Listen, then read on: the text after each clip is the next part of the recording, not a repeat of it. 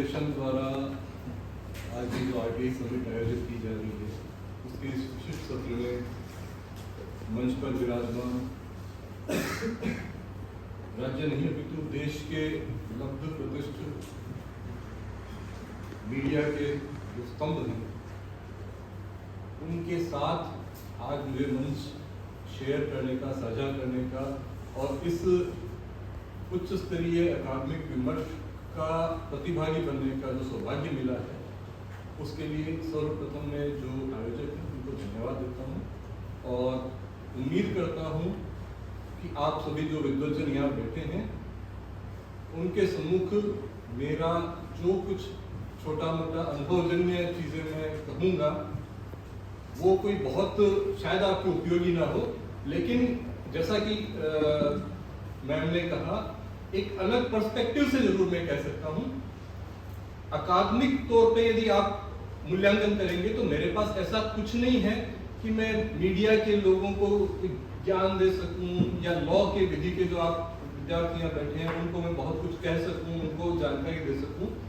और वैसे भी RTI एक्ट में ऐसा न कानूनी तौर पे बहुत कुछ है जिसके ऊपर लंबी चौड़ी कोई ज्ञान परक भाषण दिया जा सके या लेक्चर दिया जा सके। बहुत छोटा सा ये एक्ट है और उस छोटे से एक्ट में भी 2, 5, 7 प्रोविजन है जो मोस्टली काम आते हैं। प्रश्न यह आया कि जब हम सूचना देते हैं या सूचना मांगते हैं तो विवाद क्या आता है। RTI पे जो भी विवाद या जो बातचीत या जो विमर्श होता है उसमें सवाल सिर्फ यहाँ आके खड़ा होता है, सब मैंने ये सूचना मांगी और PIO ने या राज्य लोक सूचना अधिकारी ने देने से मना कर दिया। विवाद यही तो आता है, बाकी सब चीजें तो ठीक है, कानूनी तौर पे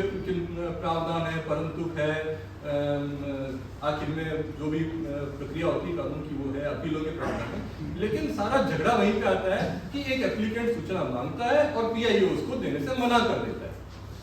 मना करने का पहला तो तरीका होता है वो सूचना 30 दिन में देता ही नहीं है, लेकिन PIO भी इतने तो समझदार हो गए कि वो उसको 30 दिन तक पड़े नहीं रखते, क्योंकि उसके बाद जब सूचना नहीं देते हैं तो 30 दिन रोकने के बाद में अपील के अंदर जाएगा तो सूचना आयोग उस पर 20,000 30,000 की शास्ति आरोपित कर देगा। तो PIO क्या करते हैं, उसको कुछ रीजंस कोट करते हुए उसको रिजेक्ट कर देते हैं। और वो रीजंस क्या होते हैं, रीजंस जो एक्ट में प्रोवाइड किए गए हैं, जो एक्ट ने कहा है। वो क्या करता है, एक सेक्शन 8 है जो कि इसका सर्वाधिक जिसको कह सकते हैं जो विवादित तो नहीं कहूंगा, लेकिन जो सबसे संवेदी कोई अगर क्लॉज है तो सेक्शन 8 है RTI एक्ट का, जो PIO को ये अधिकार देता है कि वो इन शर्तों के पालन न होने की स्थिति में उक्त सूचना को देने से मना कर देता है। और जैसे ही वो मना करता है तो आवेदक को लगता है कि भाई मैं तो अपने जो लेजिटिमेट मेरा राइट था, जो मेरा विधिक अधिकार था, मुझसे उसे वंचित कर दिया गया। वो व्यक्ति होकर प्रथम अपील करता है, प्रथम अपील करता है, द्वितीय अपील करता है और द्वितीय अपील में भी कभी तो उसको राहत मिल जाती है, कई बार उसको नहीं मिलती है। तो हमें, चाहे आप मीडिया के विद्यार्थी हो, चाहे आप कानून के विद्यार्थी हो, चाहे हम सामान्य आवेदक हो, चाहे हम सामान्य नागरिक हो, चाहे हम PIO या लोक सूचना अधिकारी हो, हमें जो धारा 8 है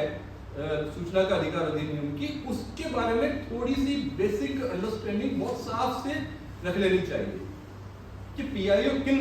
चीजों के आधार पर आपको मना कर सकता है। तो अव्वल तो अगर वो सूचना उन कैटेगरीज में आती है तो आप उसे मांगे ही ना, और यदि आपको लगता है कि मेरी सूचना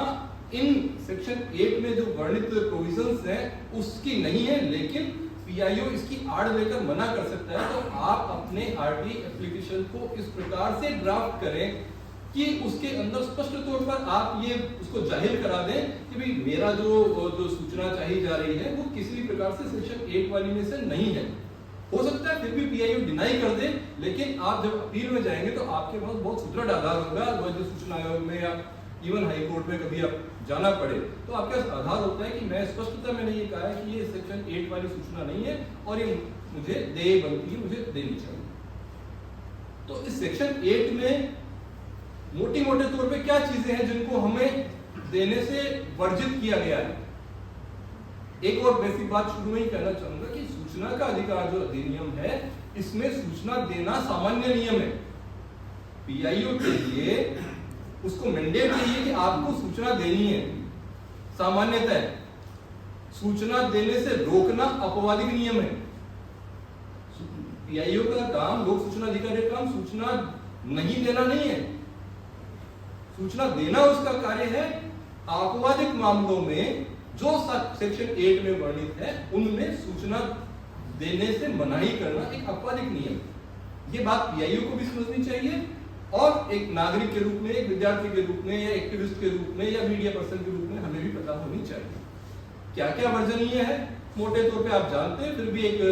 चूंकि विमर्श को आगे बढ़ाने के लिए दोहराव की कीमत पर मैं उन चीजों को बताना चाहूंगा। सबसे प्रमुख वर्जना जो है राष्ट्रीय सुरक्षा,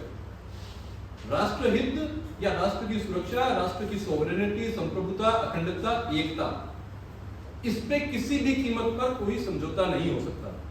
तो अगर आप कोई सूचना मांगते हैं भारतीय सेना से कि बताइए कश्मीर में, उरी में आपने कितनी बटालियन लगा रखी है, उनके पास कौन कौन से हथियार हैं और कितने दिन का आपके पास राशन पानी है, ये मुझे सूचना दीजिए। स्वाभाविक है, अगर ये सूचना दे दी जाती है तो राष्ट्र की सुरक्षा, संप्रभुता, अखंडता को भयंकर खतरा उत्पन्न हो सकता है। इसलिए इस सूचना को देने से मना कर दिया गया। किंतु इसमें भी एक फिर से लाइन है। आज से 30 साल पहले राजस्थान में, जोधपुर में सेना की किसी यूनिट के खाने पे कितना खर्च हुआ। अगर कोई सूचना मांगता है इसमें राष्ट्रीय सुरक्षा पे तो कोई खतरा नहीं है, तो पीआईओ को ये सूचना देनी चाहिए। अगेन हम हर चीज को सेक्शन 8 या इसमें जो वर्णित आधार है उनके आधार पर मना नहीं कर सकते। हमें या पीआईओ को ये देखना चाहिए कि ये क्या जनरल पब्लिक इंटरेस्ट में है, क्या ये राष्ट्र के इंटरेस्ट में है। सेकंड थिंग, राष्ट्र सुरक्षा के बाद राष्ट्र के आर्थिक, हम आपको पूछते हो सब बैंक, रिजर्व बैंक बताए कि आप रेपो रेट कब बदलने वाले हैं, या बैंक्स को कहो कि आप अपनी ब्याज दरें कब कम करने वाले हैं, या स्टॉक मार्केट में कोई आप ऐसी सूचना चाहें, क्या देश को पूछें कि भाई हमारे बताओ कि बजट में क्या आने वाला है। तो जो चीजें अगर हमारे राष्ट्र की आर्थिक नीति को, आर्थिक स्वास्थ्य को, आर्थिक सेहत को अफेक्ट कर देती है एडवर्सली, तो सूचना दे नहीं है। लेकिन हमारे देश में गत वर्ष कितनी विकास दर रही, ये पूछा जाना बिल्कुल न्याय संगत है और उसका उत्तर दिया जाना चाहिए। कोई ये नहीं कहेगा साहब तो राष्ट्र की आर्थिक हितों से जुड़ा मुद्दा है, सूचना नहीं दूंगा, देनी पड़ेगी, क्योंकि उसके अंदर देश का कोई ऐसा कोई इकोनॉमिक इंटरेस्ट कंप्रोमाइज नहीं होगा। तो क्या चीज नहीं देनी हमें? देश की आर्थिक संप्रभुता को या आर्थिक हितों को जो नुकसान पहुंचे वो चीज नहीं देनी। आमतौर पर स्टेट में ये मुद्दे नहीं आते। स्टेट में क्या क्या चीजें आ सकती हैं वो और भी कई हम इसमें आगे डिस्कस कर सकते हैं। इसके अलावा ये चीजें आती हैं, आप मसलन फिड्यूशियरी रिलेशनशिप एक वर्ड आता है जिसके आधार पे बहुत बार पीआईओ एप्लीकेशन रिजेक्ट करते हैं। फिड्यूशियरी रिलेशनशिप को हिंदी में आप शुद्ध हिंदी में कहें तो वैश्वासिक संबंध या वैश्वासिक नातेदारी। मैंने आपको अपने किसी भरोसे के अंदर कोई सूचना उपलब्ध कराई और कोई दूसरा वो मांग रहा है, तो आप मना कर सकते हो कि भाई ये सूचना उसने मुझे एक फिड्यूशियरी रिलेशनशिप में दी है, ये आपको हम दे नहीं है जब तक कि वो जो देने वाला है वो उसको ओके ना कर दे। तो ये एक फिड्यूशियरी रिलेशनशिप वाला सेक्शन 8(1)(e) है जो बहुत ही महत्वपूर्ण क्लॉज है, जिसके आधार पर कई पीआईओज सूचना देने से मना कर देते हैं। और अगर आप कानून के विद्यार्थी हैं तो आपने एक बड़ा प्रसिद्ध केस है आरटीआई पे सुप्रीम कोर्ट का, सीबीएसई वर्सेस ए बंदोपाध्याय, अगर मैं गलत नहीं तो शायद यही है। उसके अंदर किसी बच्चे ने या उसके गार्जियन ने आंसर बुक्स मांगी, मतलब जो उसकी कॉपियां होती हैं एग्जाम में लिखी हुई कि मुझे इनकी फोटोकॉपी दो। सीबीएसई ने मना कर दिया कि भाई ये तो फिड्यूशियरी रिलेशनशिप थी, आपने विश्वास के अंदर मुझे ये कॉपियां दी थी, मैं वापस आपको इसकी नकल नहीं दूंगा। तो बात आगे बढ़ते सुप्रीम कोर्ट तक गई और सुप्रीम कोर्ट ने फिर उसको ये माना कि नहीं, ये कोई ऐसी सूचना नहीं है जो फिड्यूशियरी रिलेशनशिप के अंदर आती हो, और उसके बाद से जो उत्तर तालिकाएं या जो आंसर बुक्स हैं वो उसकी कॉपी देना लेजिटिमेट घोषित किया गया। तो ये जो फिड्यूशियरी रिलेशनशिप वाली सूचनाएं हैं ये देने से वर्जित किया जा सकता है। इसके अलावा एक और बहुत महत्वपूर्ण जिसको PIOs जिसके आधार पर रिजेक्ट करते हैं वो है अगर कोई ड्यूरिंग इन्वेस्टिगेशन या ड्यूरिंग ट्रायल कोई सूचना चाहिए जाती है, जैसे कोई केस चल रहा है और मैंने मांगा साहब इसमें बताइए कौन वो गवाह कौन कौन है, उसके नाम पता क्या है वगैरह वगैरह, तो PIO मना कर सकता है कि भाई इससे इन्वेस्टिगेशन है वो प्रभावित हो सकती है, उससे किसी विटनेस की जान को खतरा हो सकता है, कुछ भी हो सकता है, एक जो सामान्य जो न्याय हो रहा था, निष्पक्ष न्याय हो रहा था वो बाधित हो सकता है। तो ड्यूरिंग इन्वेस्टिगेशन कोई प्रोसेस की सूचना चाहिए जाती है तो उसको मना किया जा सकता है। यद्यपि इसकी आड़ में बहुत सी जो साधारण किस्म की सूचनाएं हैं वो भी देने से कई बार मना कर दिया जाता है, जो कि उचित नहीं है। इसकी भावना को PIO को समझना चाहिए और इन्वेस्टिगेशन की वही सूचनाएं देने से रोकनी चाहिए जिससे इन्वेस्टिगेशन है वो प्रभावित हो सकता है। नेक्स्ट उसके बाद और महत्वपूर्ण आती है फॉरेन रिलेशंस की सूचना। हम कोई ऐसी सूचना नहीं मांग सकते जो पड़ोसी देशों से या दुनिया के किसी भी देश से हमारे संबंधों पर प्रतिकूल प्रभाव डालती हो। ऐसी सूचना अगर कोई मांगता है तो PIO उसको स्पष्ट मना कर सकता है कि सूचना सेक्शन 8 के तहत दे नहीं है। और एक सबसे महत्वपूर्ण जो चीज पिछले कुछ सालों के अंदर इवॉल्व हुई वो है निजी सूचना के नाम पर सूचना देने से मना कर देना। Section 8 of RT act PIO को यह अनुमति देता है कि वो किसी भी प्रकार की निजी सूचना को जब तक कि वो व्यापक लोकहित में नहीं हो देने से मना कर सकता है। और इस ग्राउंड पे जितनी एप्लीकेशंस रिजेक्ट होती हैं उतनी शायद किसी और ग्राउंड पे नहीं होती होंगी। हर सूचना किसी न किसी प्रकार से किसी न किसी की निजी तो होती है, कोई व्यक्ति उसके अंदर इन्वॉल्व है जिसके बारे में सूचना आप चाह रहे हो, तो वो उसको निजी का टैग लगा के और उसको एप्लीकेशन रिजेक्ट कर देते हैं। फिर वो एप्लीकेंट है वो आयोग में अपील करता है, कई बार आयोग उसको मानता है, कई बार आयोग नहीं मानता है, कई बार वास्तव में निजी सूचना होती है, कई बार वास्तव में निजी सूचना नहीं भी होती है। तो इस मामले में भी एक सुप्रीम कोर्ट का बड़ा लैंडमार्क डिसीजन आया था, शायद 2013-14 या मुझे वर्ष मुझे ध्यान नहीं, गिरीश रामचंद्र देशपांडे के नाम से वो फैसला था जिसमें किसी राजकीय कार्मिक की जो निजी सूचनाएं थी उसकी संपत्ति के बारे में या उसके इन्वेस्टमेंट्स के बारे में, उसकी जो कुछ भी सरकार के पास एज एम्प्लॉयर उसकी जो सूचनाएं उपलब्ध थी वो मांगी गई उसके चार्जशीट्स के वगैरह के बारे में, तो वो विभाग ने देने से मना कर दिया था। तो एग्रीड व्यक्ति है वो आगे सुप्रीम कोर्ट में गया और सुप्रीम कोर्ट ने फाइनली उसमें ये निर्णय दिया कि जो इस प्रकार की जो नितांत निजी सूचनाएं हैं किसी व्यक्ति की वो वर्जनीय है, वो उसके अंदर नहीं दी जा सकती। किंतु इसमें भी एक बहुत थिन सी लाइन है, एक प्राइवेट पर्सन होने में और एक पब्लिक सर्वेंट की जो प्राइवेट इंफॉर्मेशन है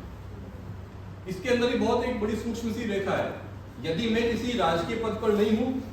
तो मैं एक अलग हैसियत में प्राइवेट पर्सन हूं, लेकिन अगर मैं किसी राजकीय दायित्व को निर्वहन कर रहा हूं तो मेरी जो निजी सूचना है वो अलग हो जाती है। मैं किसी भी जयपुर के किसी बड़े बिजनेसमैन को बाध्य नहीं कर सकता कि भाई तू RTI के तहत तेरी वार्षिक जो आय है, जो संपत्ति है, कितने प्लॉट, कितनी जमीन तुम्हारे नाम, तुम्हारे पिताजी के नाम, बच्चों के नाम है, बताइए। मैं नहीं पूछ सकता, कोई भी नहीं पूछ सकता।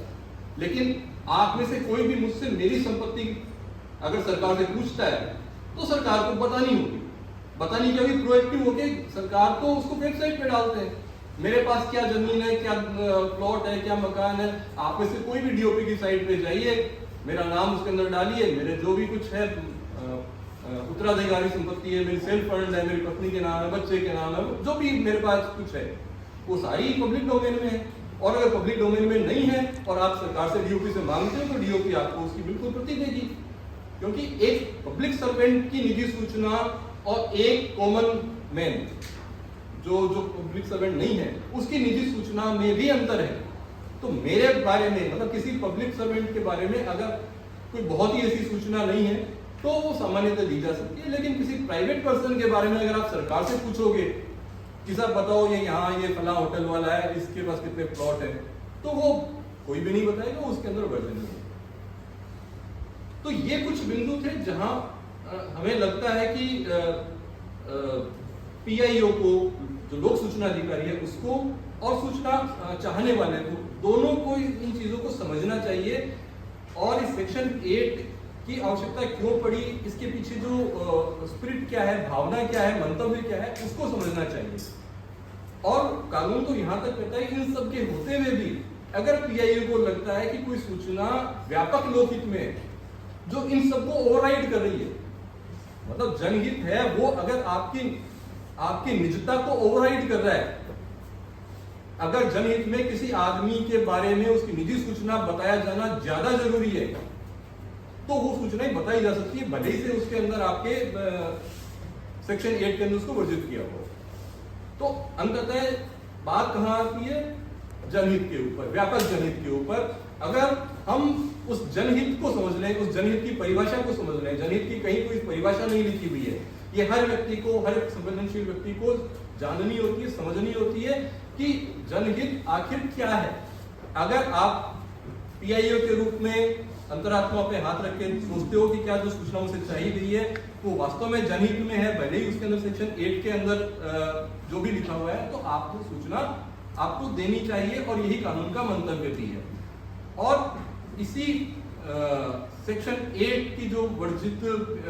जो प्रावधान है, जिनके तहत सूचना देने से वर्जनीयता दी हुई है, उसके साथ ही जो राइट टू प्राइवेसी इवॉल्व हो रहा है पिछले कुछ सालों में, देख रहे हैं सुप्रीम कोर्ट, सरकारें या डाटा प्रोटेक्शन बिल भी आ रहा है, तो ये एक नई डिबेट या नया विमर्श शुरू होगा जिसके अंदर सूचना का अधिकार और निजता का अधिकार, ये दोनों किस प्रकार साथ साथ चले, ये एक दूसरे के विरोधी न हो जाए, ये एक दूसरे के पूरक बने, इसके ऊपर कोर्ट्स को सोचना होगा, विधायिका को सोचना होगा, मीडिया को सोचना होगा, सबको, या जो मीडिया एक्टिविस्ट है उसको सोचना होगा। आमतौर पे क्या होता है कि एक तरफ हम कह रहे हैं कि निजता का अधिकार, वो भी कॉन्स्टिट्यूशनल है, जो राइट टू लाइफ है हमारा, उसके तहत हमें निजता का अधिकार मिला है, राइट टू प्राइवेसी मिला है, और आरटीआई जो है वो भी हमें आर्टिकल 19 जो अभिव्यक्ति की स्वतंत्रता का अधिकार है, उसके तहत हमें सूचना का अधिकार मिला हुआ है। तो दोनों ही एक प्रकार से कॉन्स्टिट्यूशनल राइट है, लेकिन कुछ बातों पे दोनों में विभेद भी है। अगर आप किसी को कहते हो कि नहीं इसकी तो निजता है, इसका सम्मान करना इसका मौलिक अधिकार है, तो सूचना का अधिकार रुक जाएगा। आप सूचना देते हो तो कहेगा मेरी निजता का क्या होगा। तो इन दोनों के बीच के अंदर संतुलन रखते हुए कि ये एक दूसरे के विरोधी नहीं बने बल्कि एक दूसरे के पूरक बने, उससे जनता का हित हो, नागरिक का हित हो, देश का हित हो, इन मुद्दों पे हम सबको मिलकर एक चर्चा करनी होगी, सोचना होगा, विचार करना होगा कि किस प्रकार से ये दोनों चीजें, सूचना का अधिकार और निजता, इन दोनों को हम एक साथ आगे बढ़ा सके, इनमें कोई विरोध ना हो और आम आदमी को इन दोनों ही अधिकारों का पूरी तरह से लाभ मिल सके। ऐसा मेरे ख्याल से हम सबको विचार करना चाहिए इस प्रकार के बौद्धिक मंचों के माध्यम से। मेरे ख्याल से मैं समय से थोड़ा सा ज्यादा हो रहा हूँ, और कुछ आपका अनुरोध बात करें। Thank you so much.